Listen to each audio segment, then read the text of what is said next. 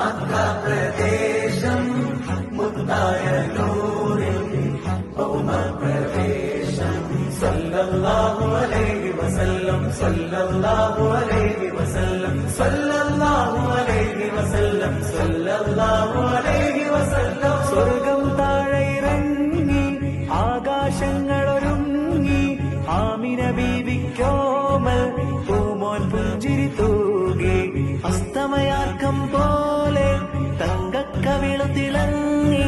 മുസ്തഫ യാസീൻ ഭൂവിൽ ജന്മാനന്ദ